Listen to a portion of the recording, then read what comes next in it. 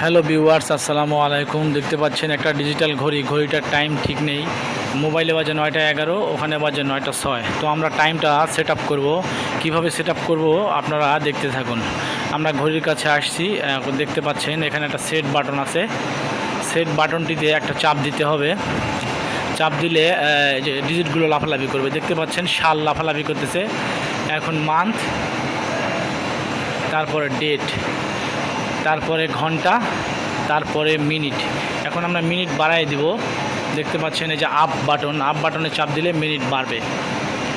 দেখতে পাচ্ছেন আমাদের মিনিট সেট আপ করা হয়ে গেছে। এখন সব কিছু সেট আপ করা হয়ে গেলে পরে এখানে একটা এক্সিট বাটন আছে। এক্সিট বাটনে চাপ দিলে সেট হয়ে যাবে। দেখতে পাচ্ছেন সেট হয়ে গেছে। এখন আমাদের টাইম কিন্তু ঠিক আছে। আরেকটা বিষয়, এখানে একটা ঘড়ি আছে, ঘড়ির মধ্যে ব্যাটারি আছে।